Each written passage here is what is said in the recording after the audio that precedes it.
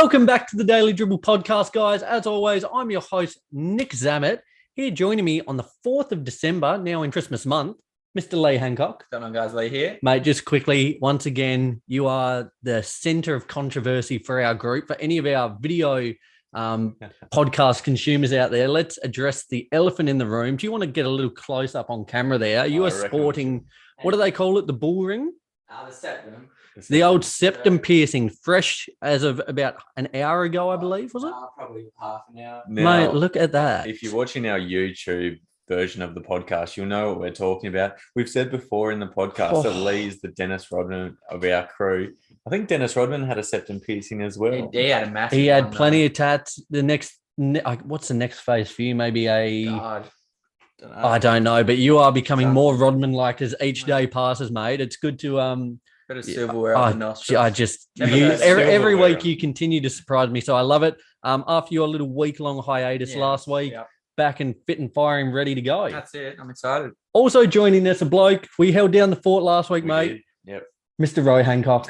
How are you, buddy? You well? Been better, to be honest. Had the old Christmas dinner last night, and when there's free drinks flowing all night.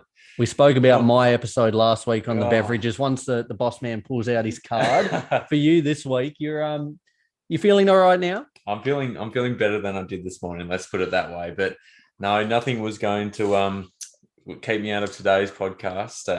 If I would have put on, you mentioned to me off air, if I would have put on the Killers, Mr. Brightside, would it bring back fond memories or more just regret? Oh, it'd bring back absolutely great memories. Would you get the head banging going as you did last night? Oh, I just had the fist pump. The fist pump is such a safe bet, isn't it? Yeah, you just feel like you're the main character when that song comes on. Absolutely. But, absolutely. No, happy to be here. How are you, Nick? I feel like we never asked how you are. Oh, well, I'm good. I'm always good. I'm better. I've actually shout out to any of the Intersport team out there, the work crew at the moment. I have had the last couple of days off work. I've been awfully ill. I don't know what it's been, whether it's food poisoning or that's not contagious, so don't worry.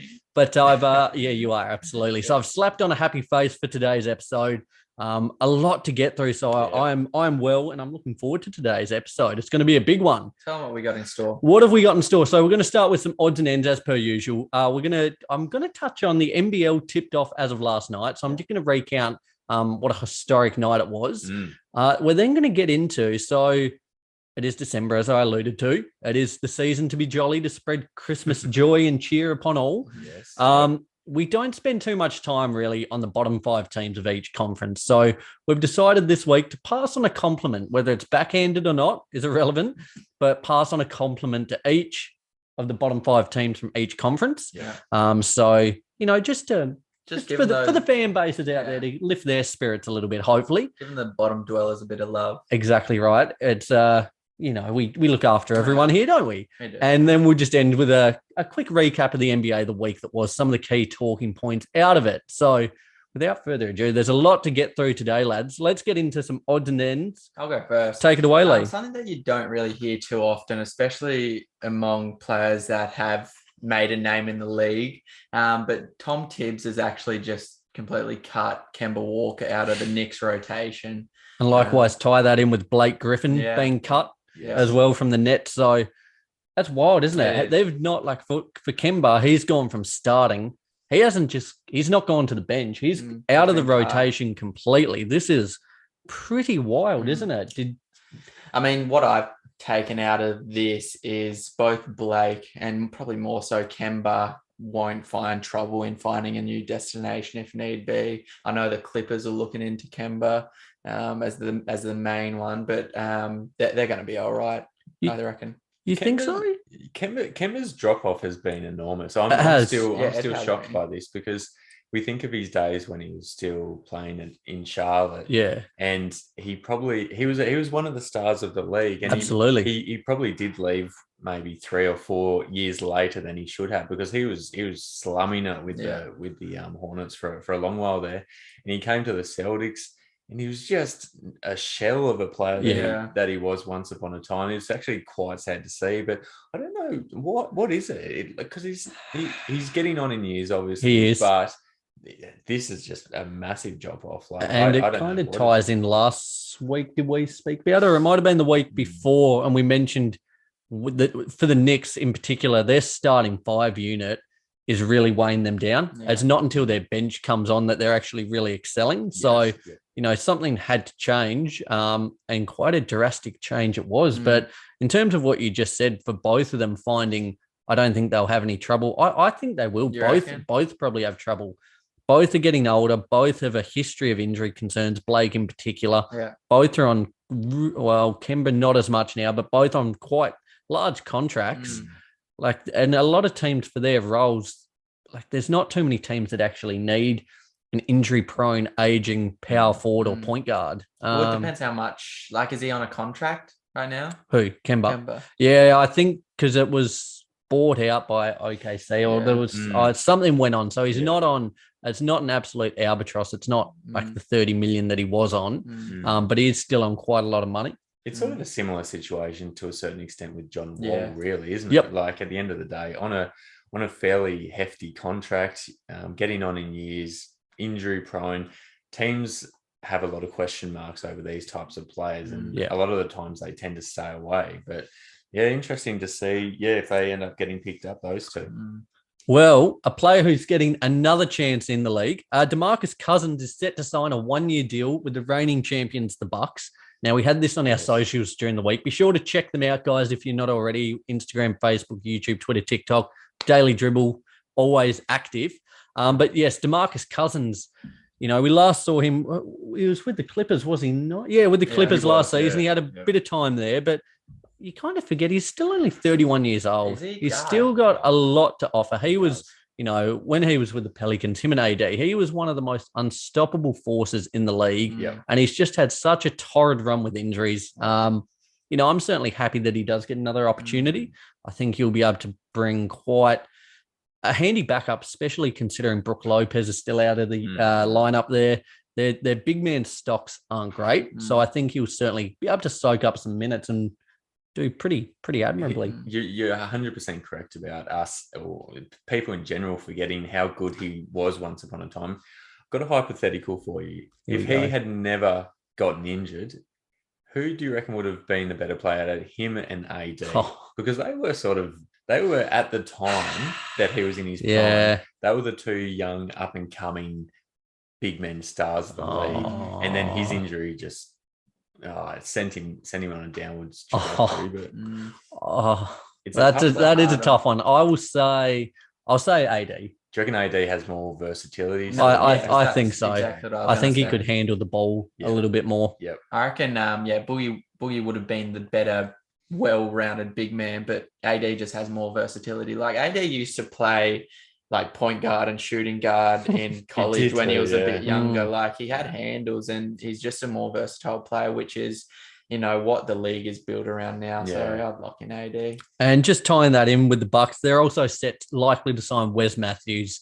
We saw him in his stint with the Lakers last season, so he'll certainly add to their depth as well. The Bucks, so he's going back. Yeah. Back to the Bucks. I like that. So they're certainly looking to go back to back. They're in good shape at the moment. Giannis doing his thing. So after a slow start of the season, they've picked it back up. Yeah, they're rolling. They are rolling. Yeah. So good things happening in Milwaukee there. I'll go.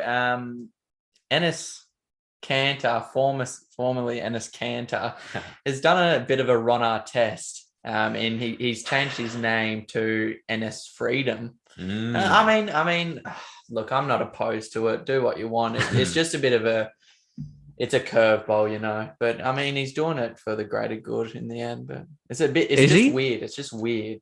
But how much does this actually add? I don't know what this does exactly. I saw a funny comment throughout the week. It said, Enes Kanter has a permanent bubble jersey on. That's good. Well, what do you prefer? So if you're about to say Meta World Peace. Meta World Peace or Enes Freedom Kanter. Freedom. No, it's just Enes Kanter Freedom. His last name. Oh, is it hyphenated, is it? Oh, dear. Yeah, Enes Kanter Freedom. Yeah. Yeah, right. I'm definitely going Meta World Peace. I think it flows way better. You can say it quicker. It sounds kind of cool. I think the thing with Meta World Peace was he had such a contrast between who he was as a person, which was an absolute maniac. And his surname. So he must have just had like a light bulb epiphany. I'm gonna just completely switch my gears. Exactly right. Like it was such a weird, a complete polar opposite between the character he was to the name he's changed to. Yep. Now, we heard during the week, Michael Porter Jr. will undergo a surgical procedure that is likely to rule him out for the rest of the season. This is a huge blow to not only him, a budding star on the rise. He's suffered, back problems in the past, so it certainly doesn't bode well for him. But for the Nuggets as well, they're really struggling. We've seen Jokic miss time. Jamal Murray's out. We mentioned PJ Dozier last week. Now Porter Jr. out for the rest of the season. They are really in quite a bit of strife. Now, I won't spend too long because we did touch on it the other week, but for Porter Jr. in particular, this is pretty devastating and hopefully not one of those things that just completely stunts his career. It's devastating for him individually and also the Nuggets, but at the start of the year, he was short odds favourite for most improved. Like people just thought his next step of his career was going to occur this year.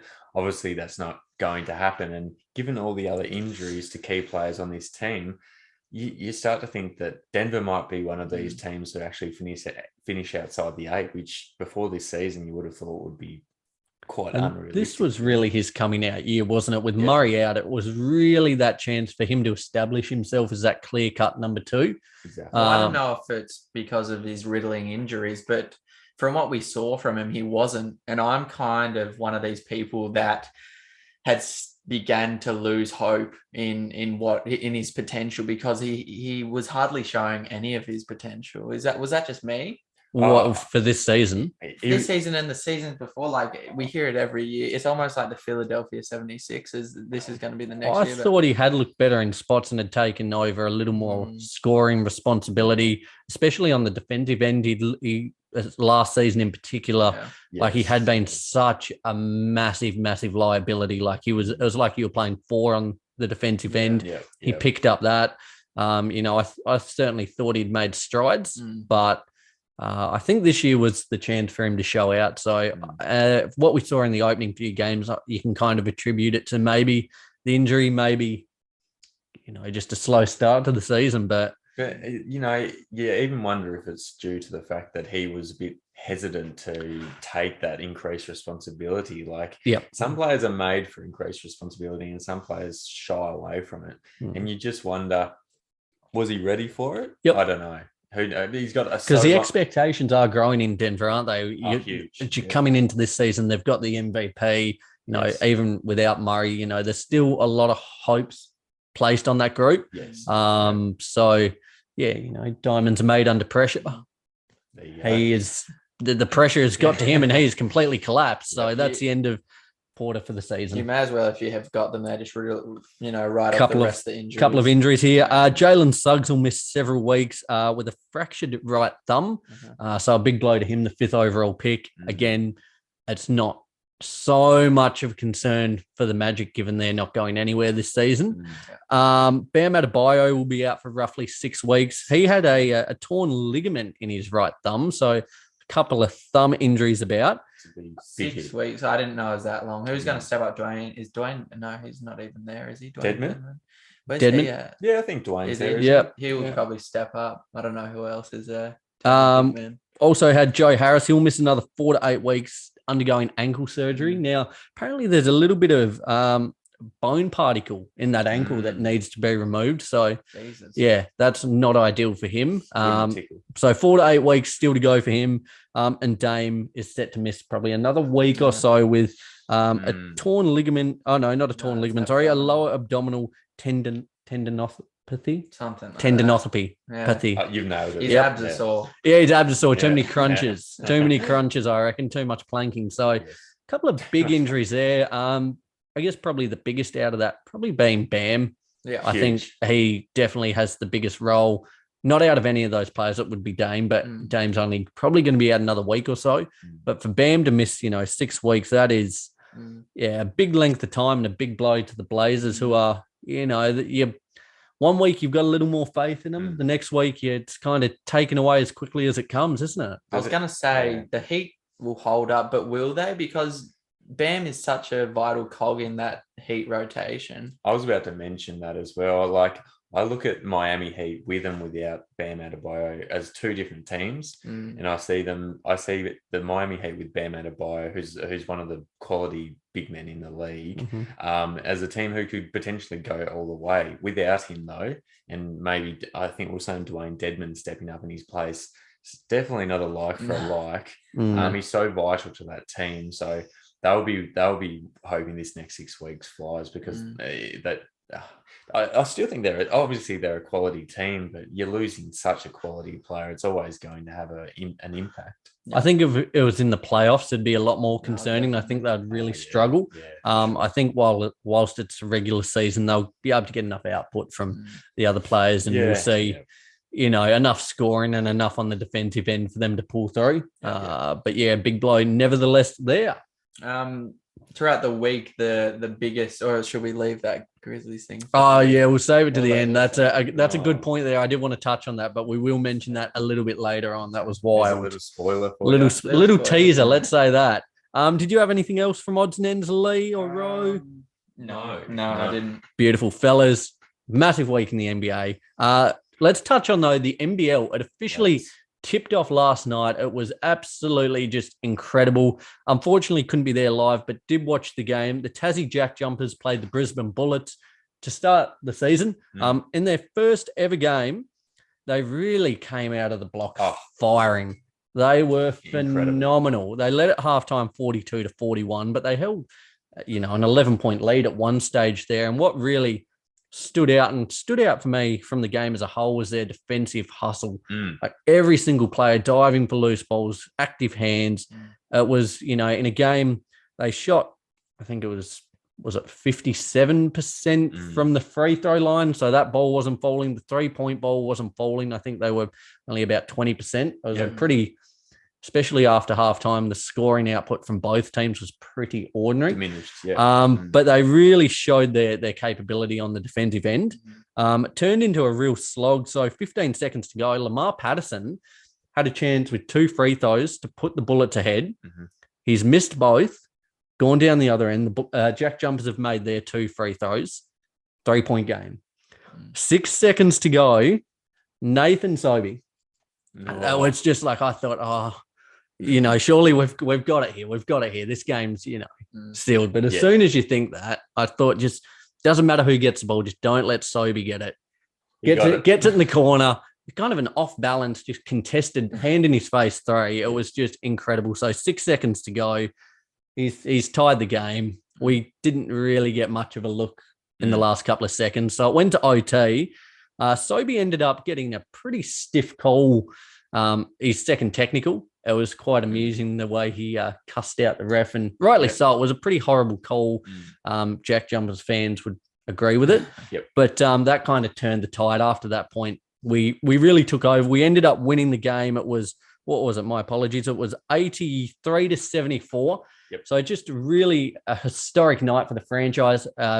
Just an incredible, to be honest, it looked like Scott Roth was about to cry at the end of the game, and rightly so. So much emotion, effort and work and commitment from so many people have gone into getting this team off the ground. And it's really, to be honest, happened quite quickly. To have the whole stadium redeveloped, to bring in these players, to make a really high quality team, which I think this team is. I think a lot of pundits out there have underrated us.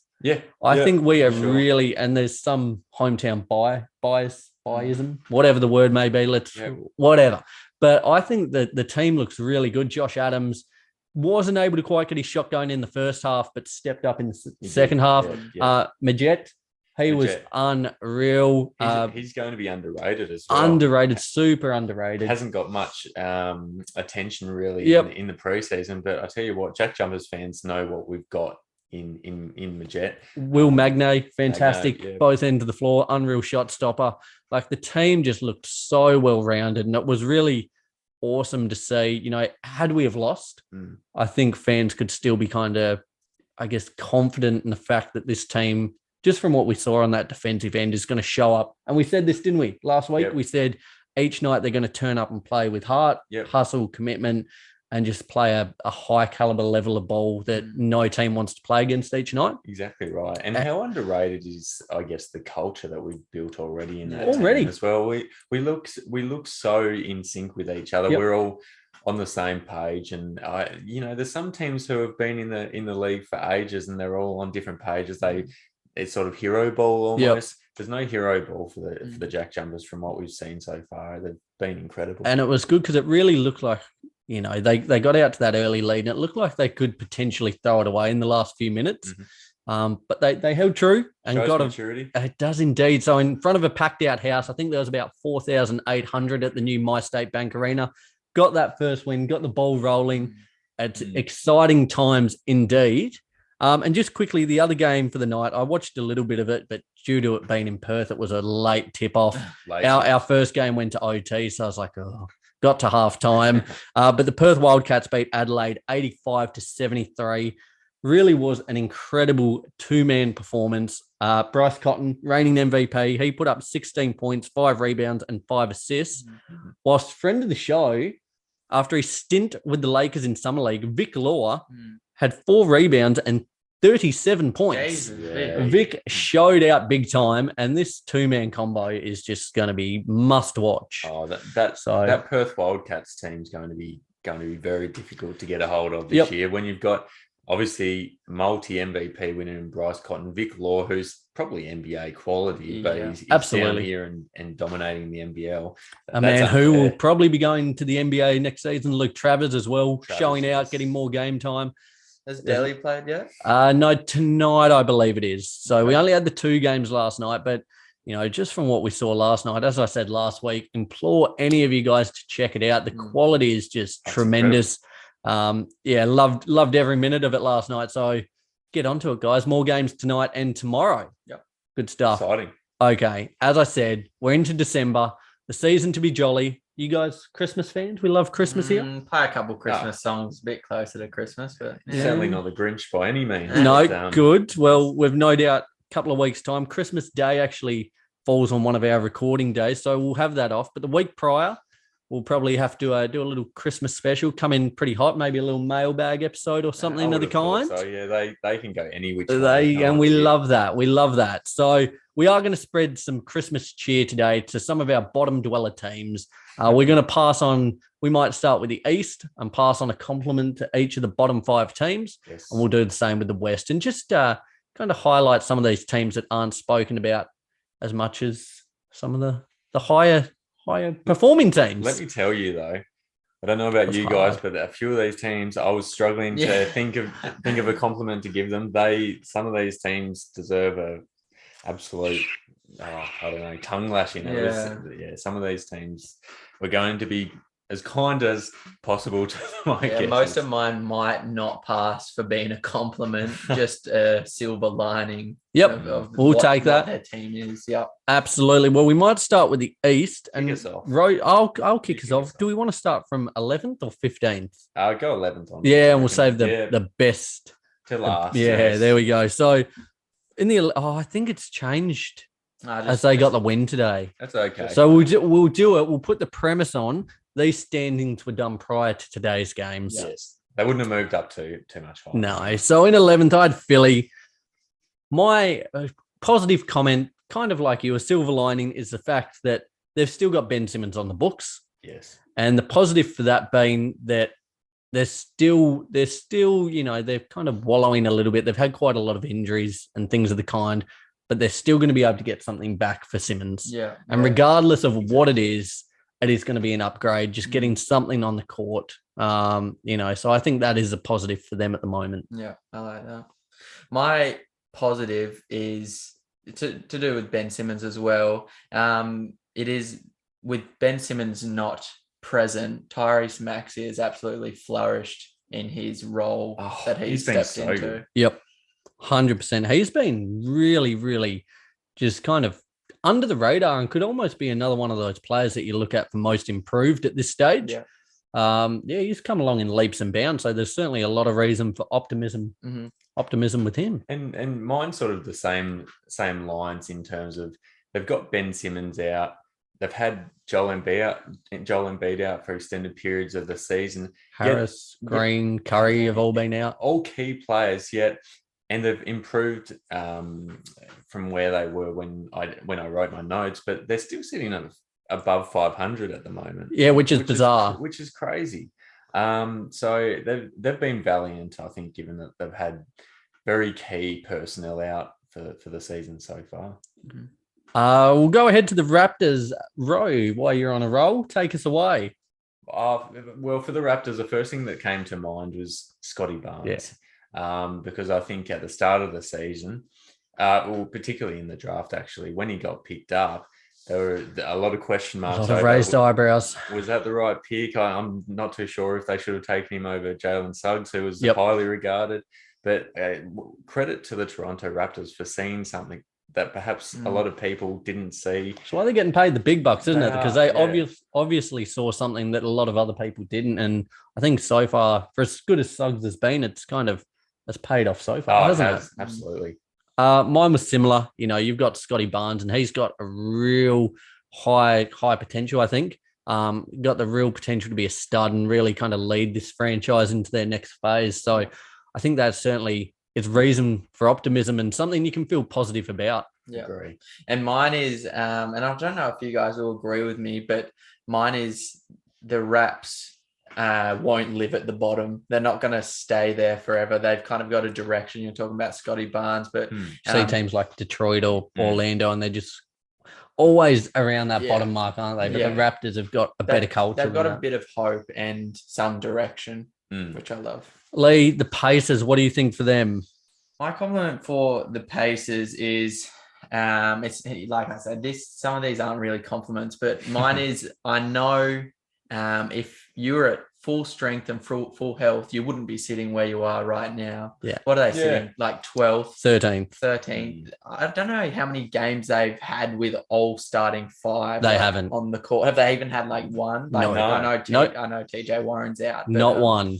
But yeah, I know you wouldn't be there if you're healthy. And that was mine as well. I think the Pacers, we keep saying it, and a little part of me is almost giving up on it.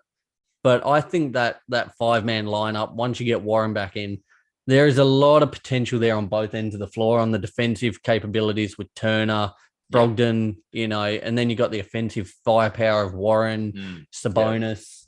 There's a lot to like there. LeVert getting healthy again, but that's my kind of compliment. We haven't seen all they have to offer yet. So, to be honest, I don't know if we will, but because it kind of feels like I'm not sure what Warren's return date is. But it feels like it's non-existent. Yeah. So I don't know how long they can keep going before they maybe make a trade or look to move a piece on. But there's find confidence and hope in the fact this team isn't complete yet. No, that's definitely warranted. Mine is actually another player-related compliment. Chris Juarte, he was picked 13 in the draft, and as we know in NBA drafts, after you leave probably the top 10, there's a lot of guesswork and there's a lot of unpredictability, I guess you could say. But I love that Indiana took a punt on Chris Juarte, who's a mature age rookie as well. And even though he's cooled off recently, he started the season on fire. And in fact, he was probably leading the Rookie of the Year candidacy at the start of the season, even though it was early days. So I actually like that they got that one. I think they got that one. Got it right. Got it right. At pick 13, anything can happen.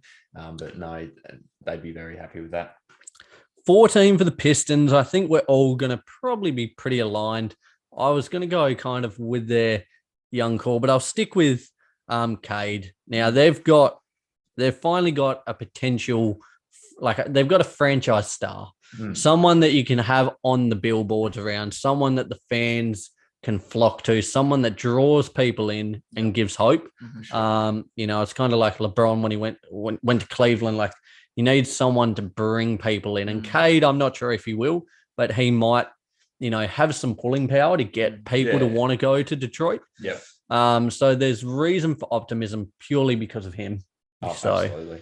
And mine was pretty similar. Mine was pretty much saying that they have a bright future. And right now, they're not constructed to be good. And that's why they're at the bottom. But in a few years, they're going to be something to be scared of, in my opinion. Now, why do you think that is? Do you think because of what? When they have, like you said, a building piece around Cade Cunningham, attracting other players to come to Detroit, which you don't hear often. It's not a destination franchise for sure. And then also a couple other players. Sadiq Bey's cooled off a bit now, but he's been looking promising. Isaiah Stewart, and even you have Jeremy Grant, who may not stay, but he's a great trade piece if need be. He presents value, Jeremy Grant, I think. Are we slightly before we go on to Euro? A bloke I regarded very, very highly before last season struggled with injury, hasn't shown a lot already. Are we not giving up? But I certainly think I've toned down my excitement factor quite considerably on Killian Hayes.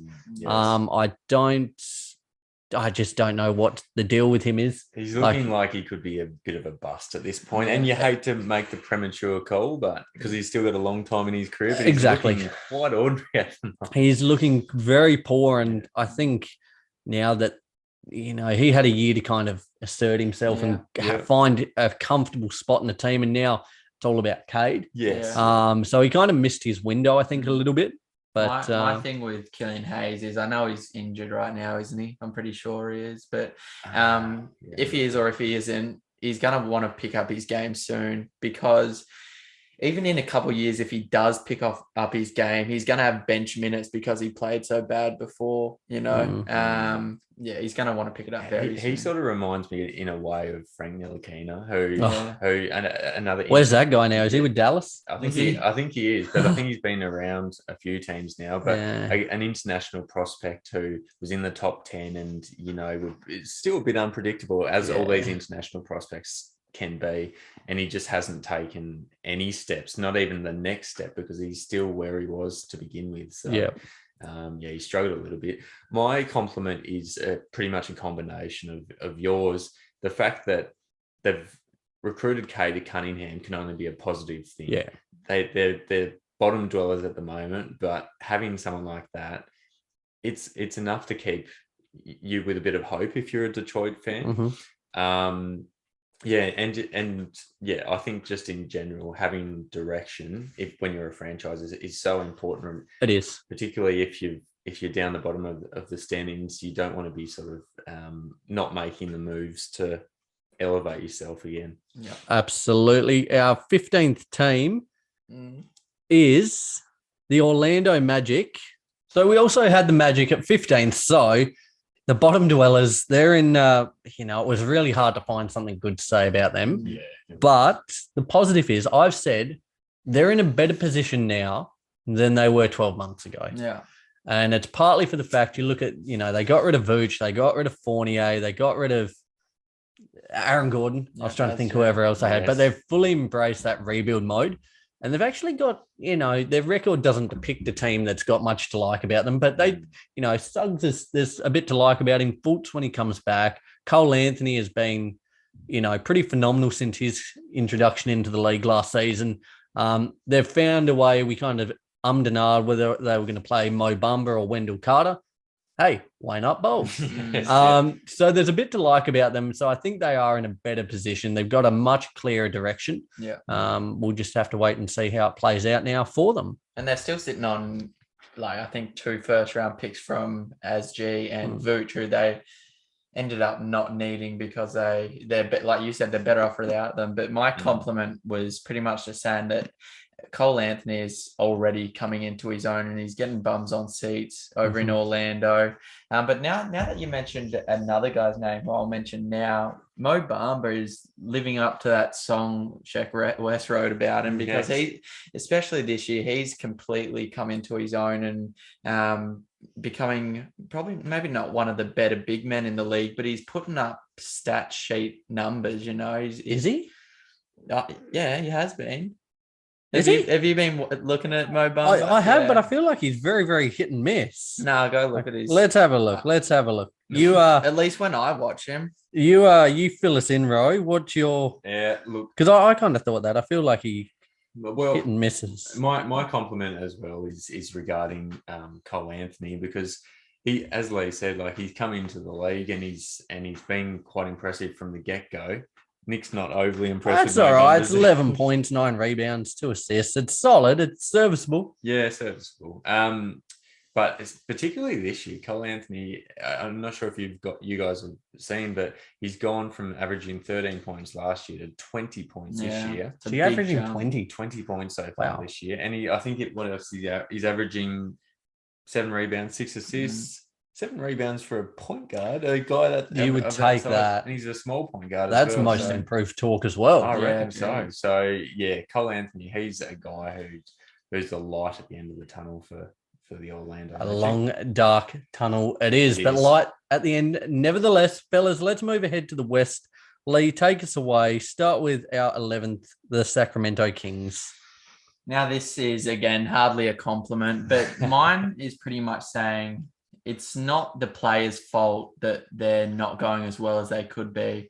I'd say it's not only the coaching staff, but the front office. Yep. But Buddy Hield and Harrison Barnes are probably playing some of the best basketball they've ever played yet. Halliburton is looking stronger and stronger. Rashawn Holmes has really come into his own this year. They booted off Luke Walton, but the thing is, they didn't bother to look for a formidable coach. They got Alvin Gentry back, which is so. So I just think they need to find a way to win, and they have the talent. So so just find a way. Yeah, I'm similar in the sense that I think their young core is still exciting. There's still a lot to like about them. You know, I like Fox, Halliburton, Davion Mitchell's been good, as you touted earlier in our early season predictions there, our rookie predictions, Lee. You know, Harrison Barnes. There's some pieces there that can work together. I think they really lucked out that they weren't in that package with the Lakers. Yes. Was it Buddy Hield that the Lakers were going to get? If they had have got, you know, a KCP and a Harrell and whatever else, they might have just had a little more competency and a little more depth. And we've seen how well those players have all, you know, Kuz as well, all showed out since being in Washington. You know, you're not going to say it's exactly going to translate had it have gone to another destination, but they have all performed really well so far. But I still think there's a bit to like about their core. They just need to put some things into action. Yeah, agree with that. My compliment to them would be, we've mentioned in the past, overall, I'm not a huge fan of coaches being the scapegoat and being. We did speak about this last week, didn't we? We did. In saying that, this is one of these rare moments where I think firing or parting way with Luke Walton was a good thing, because they weren't progressing, and I think the fact that they've parted ways with Luke Walton means that, okay, we're sick of being mediocre, which we've been for as long as we can really remember. They've been a long time for a long time, and they've thought, well, look, we're not going to be making any significant inroads with Luke Walton as our coach. The players probably aren't not buying in. So I think that was probably a good thing for the Sacramento Kings to do, to sort of progress in the right direction. And as you said, Lee, a lot of it is on the coach, a lot on the front office. And we spoke about this last week, Ro. So frustrating that they're, 15 games into the season, they fired him. Like, just pitch him before the season. Exactly. He was on the hot seat all of last season. Give a new coach the opportunity, because this now, again, effectively feels like a wasted season. They're going to have, Gentry at the helm for this season, but they've got no one to bring in a new scheme or format or, really kind of make the team their own. Yes. So it's kind of just another year down the drain, I would say, for Sacramento. But, I'd agree. We've tried to give them a compliment as best we could. It was tough. That was one where I was struggling. I did struggle with that one. Number 12, Ro. The Spurs. San Antonio Spurs. So obviously losing DeMar DeRozan and Patty Mills over the off season. Big losses, but someone had to step up, and they had to sort of have a bit of a direction as to what they were going to do, who they were going to hand the keys over to. I'm so glad that the San Antonio Spurs have been clear and direct about handing the keys over to Dejounte Murray, because, well, he was the clear option to be the no leader. one else was there. No one else. but and it hasn't necessarily meant that they're getting wins on the board, but at least they've got someone, leading the charge. Yeah. It might take a little while to get out of the darkness that they're in at the moment, but I actually really, really like that. And I love Dejounte Murray as a player. So that's mine for the Spurs. Lee. Mine is pretty much exactly the same. I'm really high on Dejounte Murray. And my compliment's pretty much saying he's emerging as maybe I'd say a star, definitely, and possibly an all-star. Hey, look I'd out. even go there. He's near on averaging a triple-double. He's averaging 18, 8, and 8. He's the best point guard they've seen since Tony Parker's days. He's even in contention, I think, for Defensive Player of the Year. Like, as a small guard, he locks down. He's a lockdown defender. And like Rose said, I'm happy the realms are in his hands. The what up? The keys? The reins? The reins. What you said? You was thinking reins, and then you said at the helm, and you were like, "Let's go realm." Would you mix it up there? There we go. I won't lie. It was one of those words where I thought, let's just move on. Yeah, so we don't pay gonna let attention. it Yeah. No, well, I've I was going to go with the Murray one as well. I haven't. My compliment is no one, not Lee, Ro, or myself, or anyone out there, can take the last couple of decades away from you guys. No. Yeah. Well done. You guys have been just the epitome of consistency, and no one can take that away from you. So, you're probably in for a rough next little stint, but find solace in the fact that you've had a good last couple of decades, and, you've seen some incredible championships, some incredible players.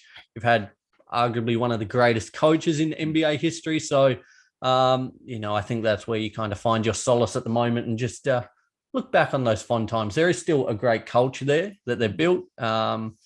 Just a quick one for you guys. Yeah, please. Now that the Spurs look to be moving forward, they've obviously left the Duncan Ginobili Parker days in the past.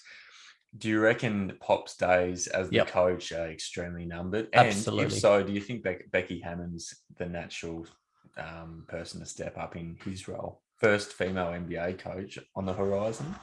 Oh, his days are definitely coming into an end. Whether it's and now, come on, do you mean no as a coach? I thought you meant his life expectancy. Come on, because they're coming to an end. Whether it's this year, next year, the year after, it's not far away. Yeah. In terms of Becky Hammond, you can never really tell with the NBA. Like, the amount of times we thought a coach was going to get hired in the specific role, and then some random comes in is very, very. It happens. They've been priming her for that position. It feels she's highly respected, and she's. But then you feel like almost they're giving it to Duncan a little bit as well. Yeah, true. So it's like, I don't know, but I think should say if they gave it to Duncan, I think Becky would move elsewhere and probably get a position somewhere else. You'd think so, yeah. In terms for Pop, I reckon he's only 20 odd wins away from breaking the record for most all-time wins. So maybe he'll hang on. I think he'll try and hang on. It'll be tough because I don't know if they'll get there this year. I want to premise this in what I'm about to say. I don't want to, and this is me not coming off as sexist. Okay, let me premise that. But a lot of not even NBA players, basketball players in general, and players across all sports in general look up to their coach as maybe a father figure to an extent. Could that be done with a female coach looking up as maybe a mother? I don't know. That's my only question. And I'm not trying to be sexist. I think the thing with Becky Hammond, from what I understand, is she's just very good. She's very good at building rapport with people. Yeah, she's such a people person. And I understand what you're saying, Lee, and it's not a sexist thing to say, because it's just it's some things it's just the way it is. It's like it's not being a dick or whatever the kind, but it is. And I guess for myself, coming from a sporting background, and again, not being sexist, if I had a woman rock up as coach, there's certainly going to be an adjustment period, and it would just there is, because you do build that fatherly connection, and someone you look up to, and do you know what? It would be a very interesting dynamic. Do you know what? I'd love to see her as the next. Absolutely. And it would just bring a fresh set of eyes, a fresh perspective to the game. And certainly I think she's paid her dues now. So I would love to see it. We're all for it. Probably open doors too. If she's the first one. Absolutely. It's just going to keep happening. Absolutely. Yeah. Fair play. Wow. Spurs talk. OKC, we love it. Let's go. I can kick off OKC if you like. Please do. My big compliment to them is I'm so happy that they've allowed Joshie Giddey to play to his strengths so far this season. Western Conference Rookie of the Month. Western Conference Rookie of the Month. Really well deserved. He's had an outstanding month.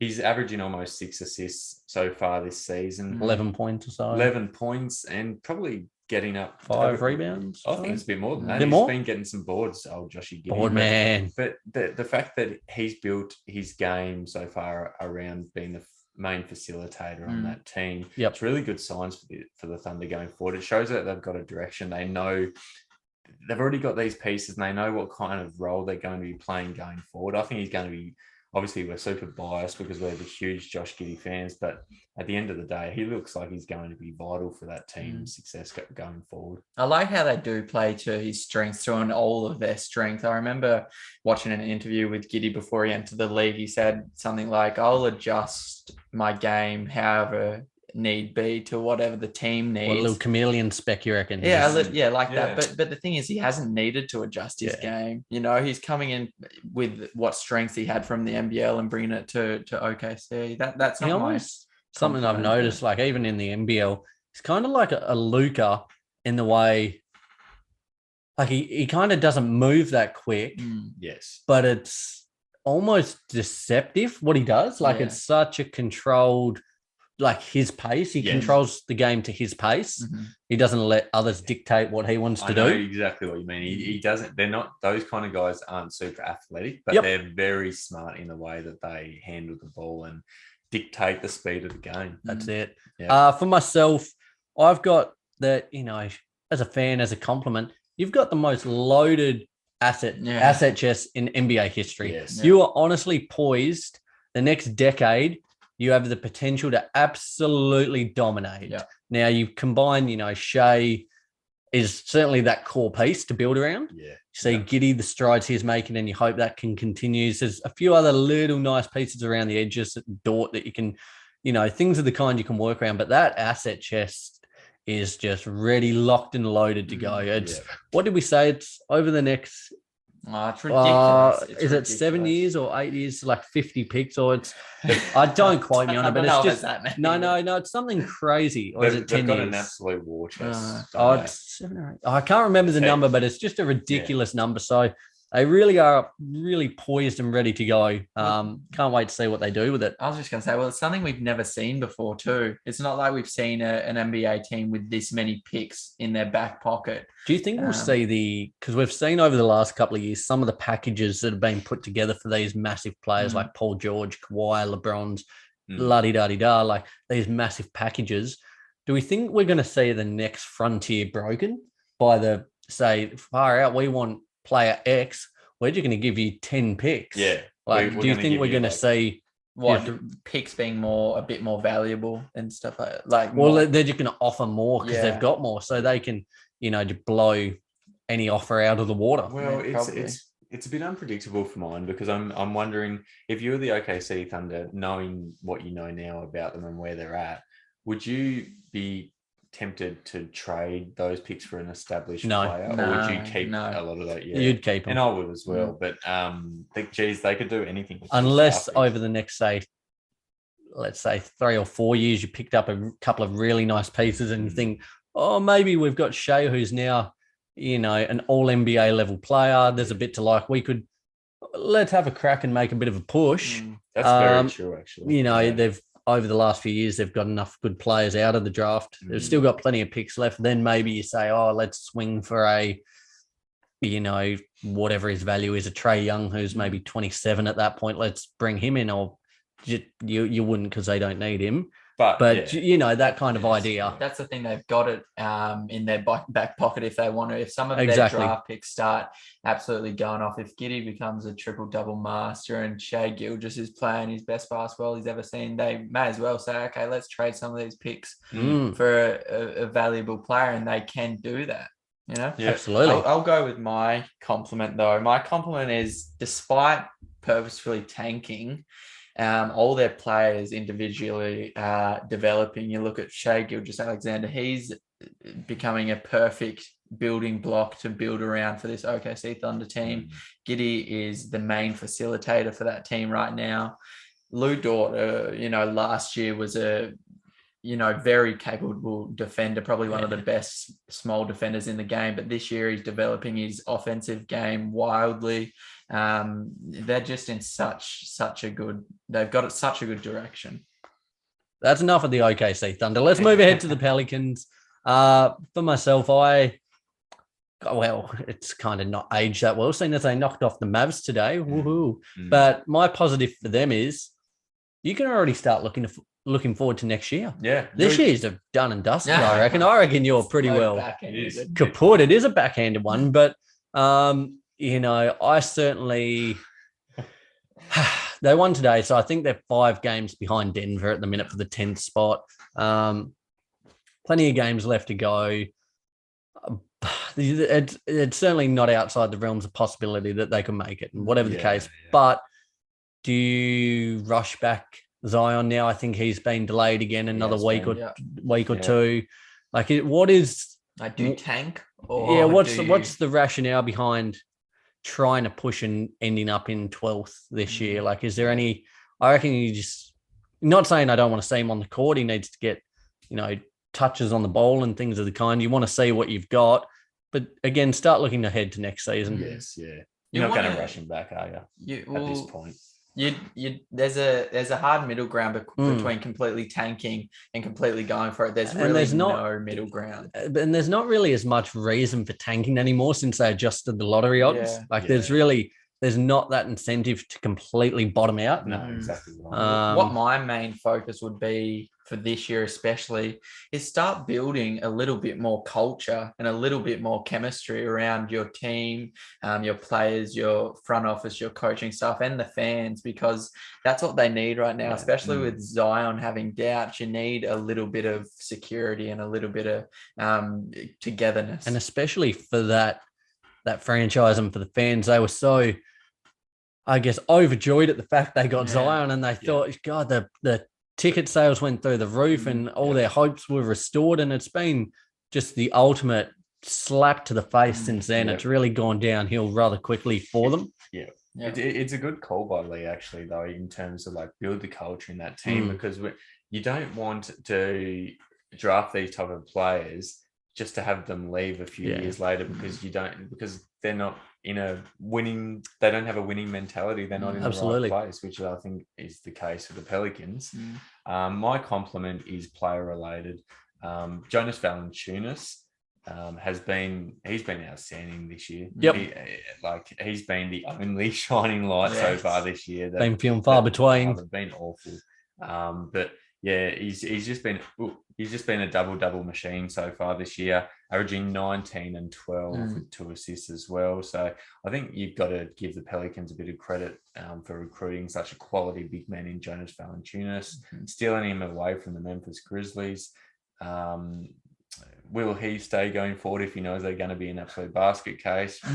Who knows? But it's been a good recruitment. Absolutely. And mine finally is, while you don't have much direction right now, you've got some good players. Rose said Jonas Valanciunas. He had a couple of games ago, had a 39.15 rebound game. He's probably due for a drug test right about now.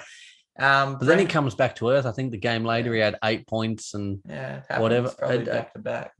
In terms of other players like Brandon Ingram, I know he's a bit hot and cold sometimes, and he has a bit of trouble putting the ball in the basket. But honestly, who else are you going to pass the ball to if it's not Herb Jones? He's been a little bit of a... Come on. You're not going to give it to Devontae? God damn, Devontae Graham is just doing my head in. I mean, you're slowly becoming not a friend of the show. No, which is very quickly becoming not a friend of the show, but he's been pretty ordinary. There's not many options, is there? No, well, that's what I'm saying. If he's going to put up, 20 shots a game and make, I don't know, I'd like him to make half at least, but if he's not, who else is going to step up? You know, that's my point. He's trying.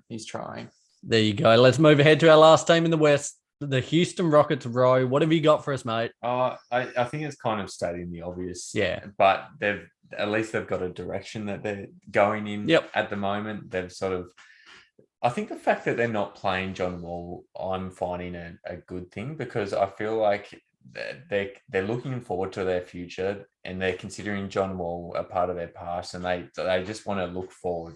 They don't want to be stagnant. Part of their past, he wasn't part of them at all.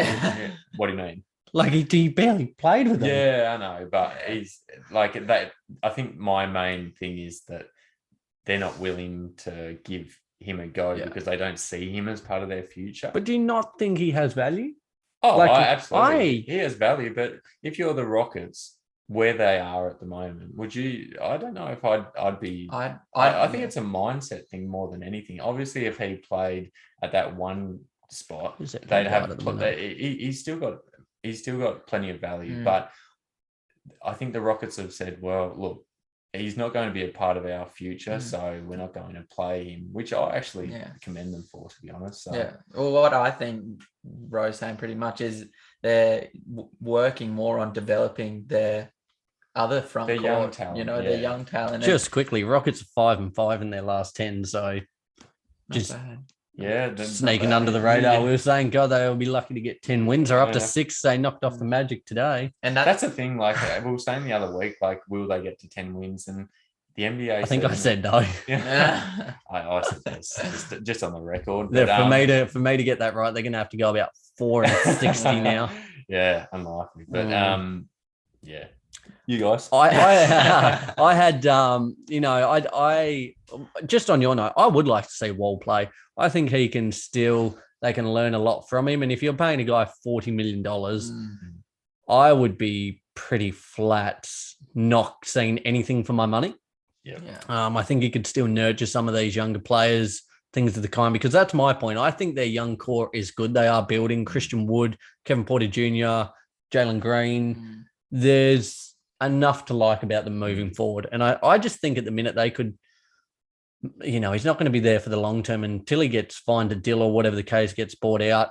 I think you may as well make the most of Wall while he's there, whether it's just having him around the team, be an energy guy off the bench even. But tell you what, it's an easy 40 mil to earn. I tell you what, if someone wants to pay me 40 mil for sitting on my backside, you won't hear peep out of me. No, I wouldn't have. No complaints whatsoever. Lee, what are you doing? Are you doing some quick math? He's got the calculator. What have you got for us, mate? What's the math breakdown? I just did a bit of math. It's crazy how John Wall is sleeping in bed. He wakes up. He wakes up once a week and goes. Wakes up once a week. What? He's like a bear. Is he going into hibernation? He wakes up and on a weekly basis, and he looks at his phone and he sees a transfer of $769,000 into his bank account. That's how much he's making a week. I tell you what, though, the tax man will absolutely demolish you. Make sure to lube up because he will ruin you. I don't care if I'm doing nothing. The other thing, it could be on a fortnightly cycle, so who knows? Could be close to 1.5, I reckon. Yeah, absolutely. Yeah, geez. It's crazy though, isn't it? It's just an absurd amount of money for doing nothing. And well, what's your positive note on the Rockets? My positive is that I still, despite their slow start between these two, I still see potential in the duo of Kevin Porter Jr. and Jalen Green. While Jalen Green hasn't been too flash hot, we've seen a couple of sparks from him. And KPG. Oh, it's what? We're only a couple. KPJ. We're only a couple of games in, probably a quarter of the year. So don't like say one and done with these guys. They've still got a bit. 5-5 in the last 10. Look out, the Rockets are on fire. Yeah. Brilliant. We love it, lads. There we go. We've kind of tried our best to give each of the 10 bottom dweller teams a bit of a compliment, a bit of a boost for all the fans out there. We're not sure how many fans are listeners of us from those 10 respective teams, but nevertheless, we've done our best, spread some holiday Christmas positivity and joy. And now we'll recap quickly the NBA week that was. Let's start real quickly, fellas, with just as a time of recording, the game's just wound up. But the Phoenix Suns, in their rematch from earlier in the week, have gone down to the Warriors. Thus ends their 18-game win streak. Yes. God, that's a long bloody win streak. 18 games. Incredible run from them. They've done it, as we mentioned, Devin Booker's out at the moment. He's got a bit of hamstring tightness. They don't want to kind of rush him or aggravate it. There's no need at the moment. Yeah. They're sitting pretty. So just quickly, a quick question. You know, these two teams, they're both at full health. So it comes to the Western Conference Finals. Who are you taking? I'd be taking, far out. That's a tough question. It is. With Klay Thompson back as well there for you the go. Golden State Warriors, far out. I'd probably be taking Golden State. Yeah, that's so tough to say. But we've spoken about it so much. Like, they're playing at an incredible level so far already, just taking care of the Phoenix Suns. But then to think that you're adding in one of the better shooters of all time, really good defender. They're going to be hard to stop.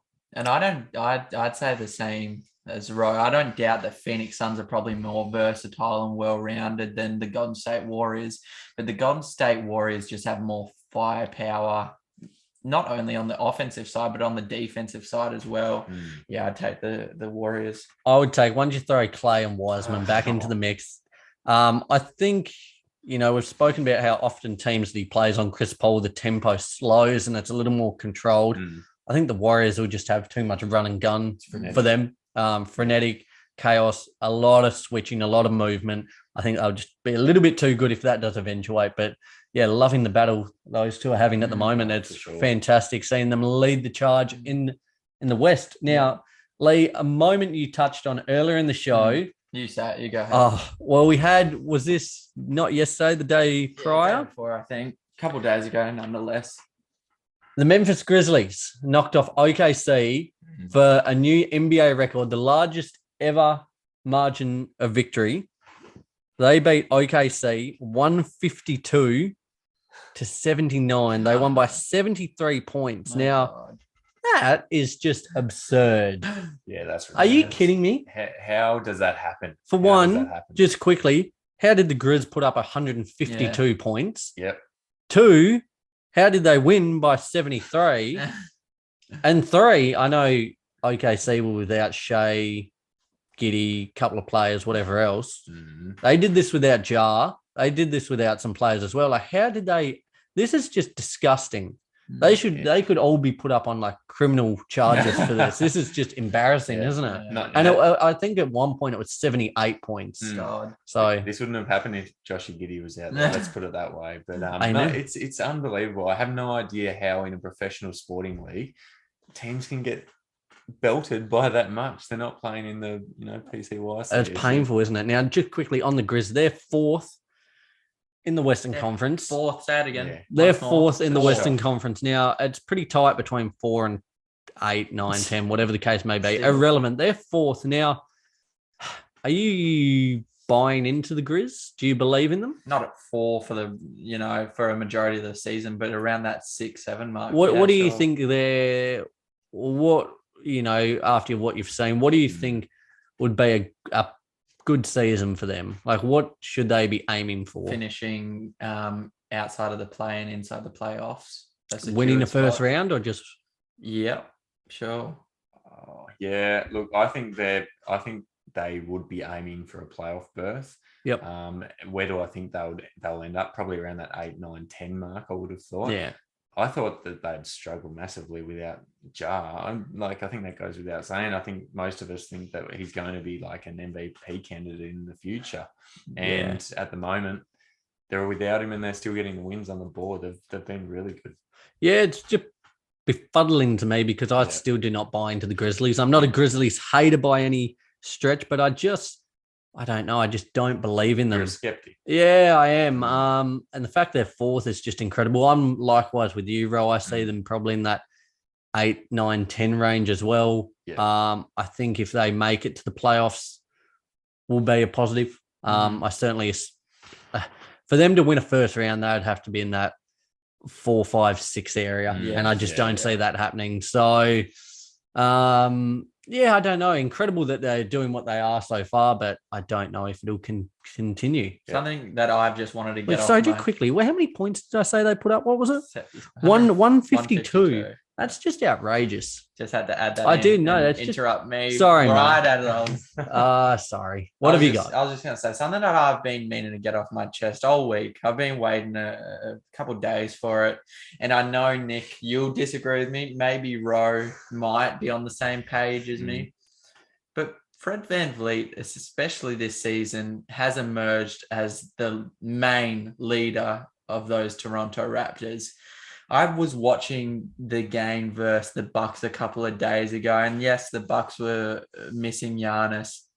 Middleton had a slow start, but in that fourth quarter, it was really tight, and Middleton was hitting every shot. And when I say every shot, I mean every shot. He was hitting everything.